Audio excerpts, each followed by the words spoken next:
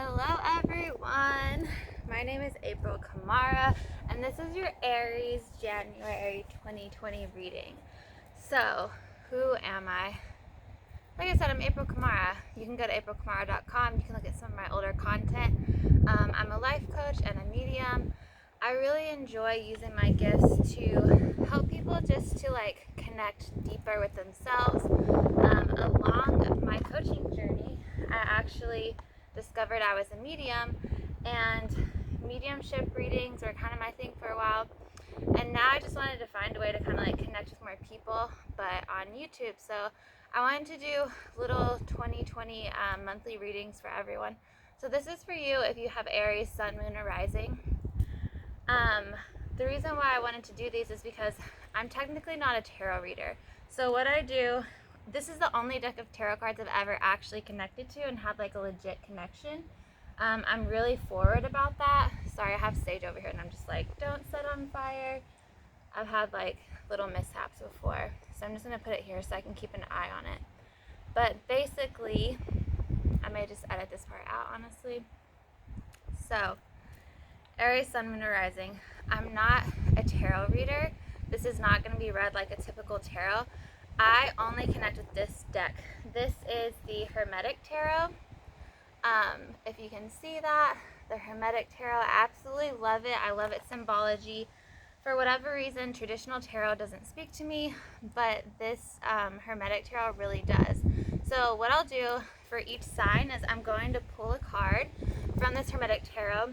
I have a card of archetypes that I'm going to pull for you guys, and either a yogic path card, which will tell you a spiritual practice to incorporate or to embody this month for you. And then I will also possibly, if I'm not pulling from the yogic tarot deck, I will pull from this spell deck and give you some practical spiritual things to incorporate this month.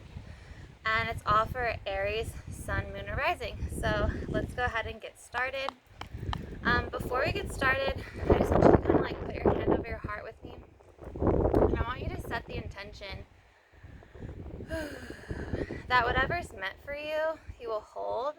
Whatever's not meant for you, you will let go, and everything else is just going to make your life better, basically. I was about to say something and I totally spaced out. So this sage is getting a little crazy, but it's okay. I'm going to put it next to me because I don't want it to fly away. Okay, so you guys are totally laughing at my setup right now. So this is actually not a table, because I wanted to be outside.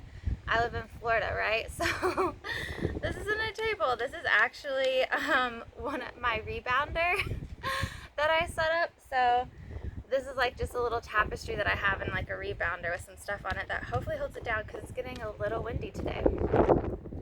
So this is my first actual zodiac sign tarot monthly reading. I've had some collective readings from the past that I've done, but this one is my first, so let's let it be the best. Okay, so Spirit, give me one card to channel a message for the Aries, Sun, Moon, and Rising, January 2020. One card. Everyone's already saying that 2020 is going to be really crazy, so I wanted to make sure that these messages really kind of to help you grab that energy for you. That's really what it's meant for.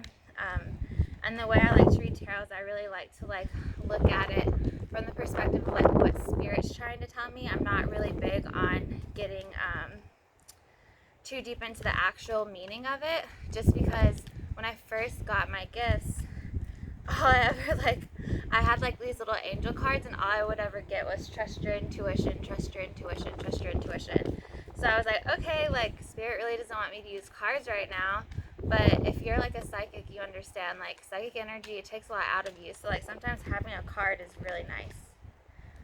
Okay, so you guys got the Three of Swords, the Lord of Sorrow, but I pulled it upside down. Okay, so the first thing that comes out to me about this card upside down, if you want to take a look at it, so the Three of Cups, the Three of Cups, another reason why I really like the Hermetic Tarot is because it'll summarize it. So it says the Lord of Sorrow, but it's upside down. And to me, what I'm seeing from this card is there is some people pleasing going on right now, right? Like, I feel like for Aries, there's a lot of mental energy going on with this card, because what's happening is instead of it being upright and actually being like, oh, the Lord of Sorrow, it's reversed. And so, like I said, this isn't a typical tarot reading thing, but it's why I love these cards so much, is because I can pull so much from the symbology, is that you guys are kind of like living in this mental la la land. And the thing about the mind is that the mind can pick up on other people's mental patterns around it. And with this Libra upside down, it's like people pleasing 1001%. You're so much heavily in your mind this month that like what this month is calling you to do, it's like I'm hearing the word grounding. Like this is the month for you to really ground into like what you want, who you are, and who you will be. Because people pleasing has never been something that like has gotten anyone very far, although like heavily resonate with this, because people pleasing, especially if you're an intuitive person or you're a sensitive person, it can be like a coping mechanism for a lot of us, right? And like for Aries, I don't believe that like the Aries that I know are really people pleasers. I think this is a subconscious thing that's going on. Like it's almost like you're picking up on things because we're all like developing more spiritually right now, and you're unaware of it. Like you're unaware of the fact that maybe like what you're choosing to avoid, or what you're choosing to the words like unconsciously follow, like these patterns that you're exhibiting right now, are a way of like people pleasing someone else, and like kind of like easing someone else's mind is what I'm getting. So this month for Aries Sun Moon Rising is really about grounding and staying in that place of solidity, because Aries, when I think of Aries, it's like a fire sign and they're go go go. So what happens with us when we start to like embody that Aries energy is we can be going so much that like if we're not taking the time to assess like what mental thought patterns or belief systems we're operating out of, we can almost like be this little ping pong ball that's like getting hit in every which direction. And most Aries, like, yes, they're like very goal oriented, but they would rather be busy than grounded. You know what I mean? They would rather stay busy, stay mentally stimulated, stay physically active, than to actually ground and like sit and enjoy what they've created, right? So really kind of like for the Aries that I'm thinking, or what's coming to me, is like taking the time to like really sit in your body, like get in your body and assess like how everything that you've built feels to actually like live and be in. And this is, like I said, it's the Three of Swords reversed. If you have a different interpretation of the Three of Swords and you feel like my interpretation, you know, maybe didn't resonate with you, but the interpretation that you have of the Three of Swords, like reverse, does, definitely take that. Like I said, whatever is for you, take it. Whatever is not, leave it. Like, no hard feelings here. I'm not a tarot reader. I absolutely adore and love like all tarot readers, because I feel like you guys are some ancient wise MFers. But for me, I'm like the artist, the creative. I'm like a little Gemini spirit. So I like to have this kind of deck is more my thing. So this is the archetype, the Wild Unknown Archetypes. And I just got this deck today specifically for this, because one thing that has been reigning true, so true, is that we're all developing spiritually, right? Like we're all in this like spiritual revival of some sorts. And one thing that even the tarot, it's archetypes, right? Like symbols, archetypes.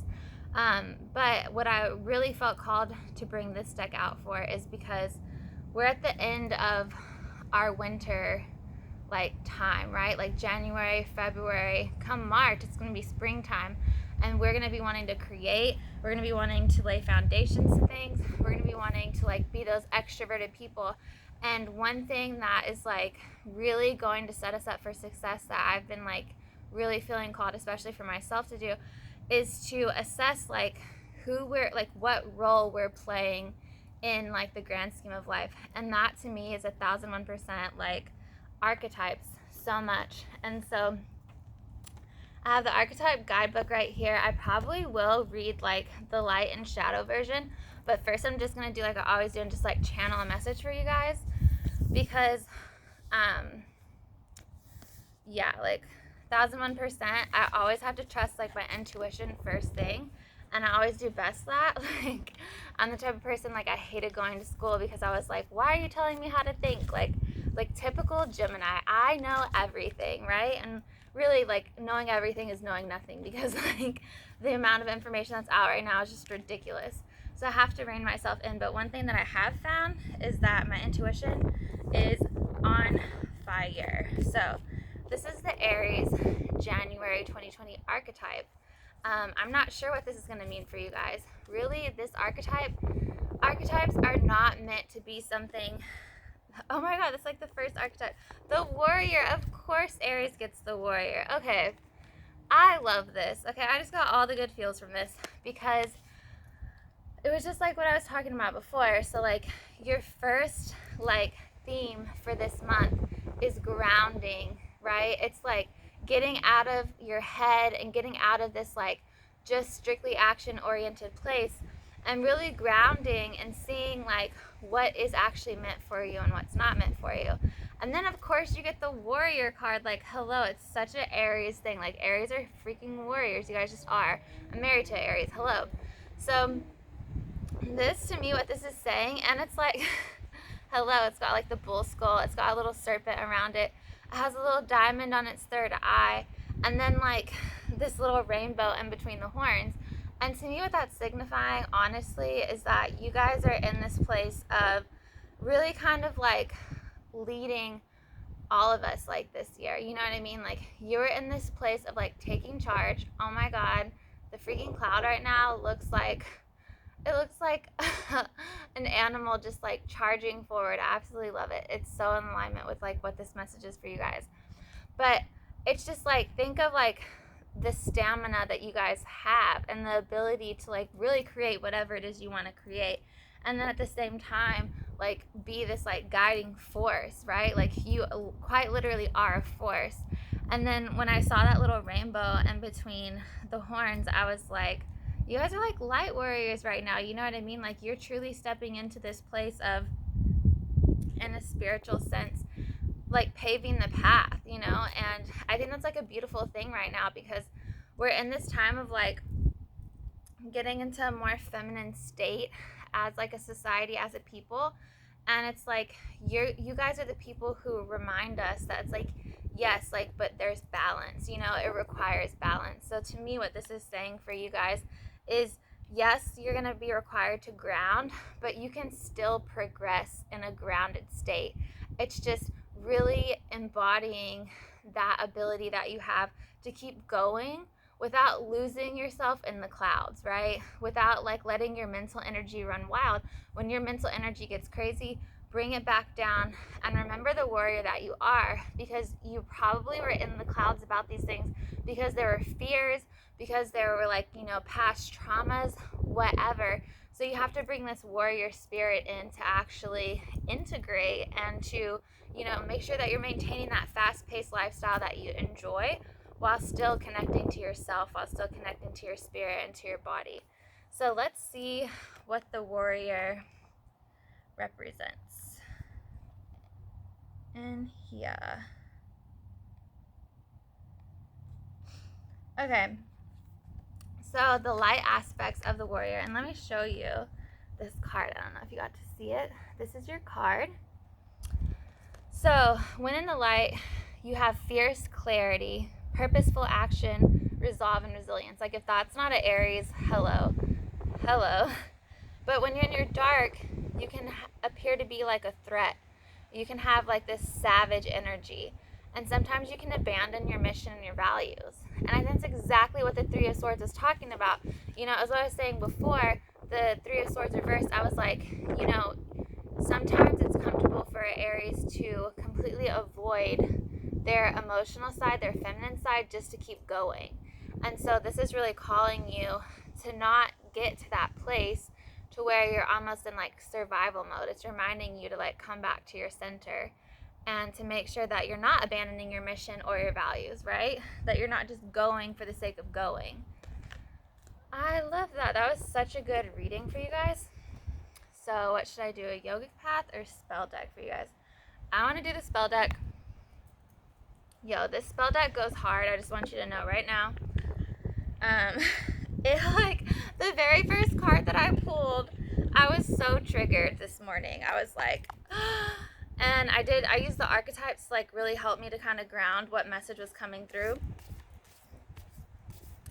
And I was like, oh, okay, so like totally, I just experienced that. The triggers are real. It's 2020, right? But it's like our job is to not allow the triggers. It's to not run from the triggers. It's to really, like I said, ground into them and settle into them. And use our triggers as our strength, right? Because our armor can either keep us from letting in love, or it can protect, you know, the love that we've cultivated. Okay, so you guys got 2 cards. I'm interested to see what they are. So I'm going to go with Iponya. That's just the one that I looked at first. So Iponya. Iponya is the Celtic and Roman patron goddess of horses and the cavalry, as well as fertility, victory, and freedom. This is so aligned with everything else. I love how this is like coming together. So, invoke, oh no, I think you guys' card just flew away. I'll pick it up later, but I'm going to put this back in its deck so it doesn't fly away. The last thing I need is to be chasing around oracle cards in my yard right now. So I've never heard of Iponya. Like, this spell deck is amazing because it'll bring forth like these different deities and like different spells or whatever, but you guys got the deity right now. I'm just putting all my other stuff away so I don't get too carried away. This sage is still burning, you guys. Cray cray. I'm about to put that up too after this reading.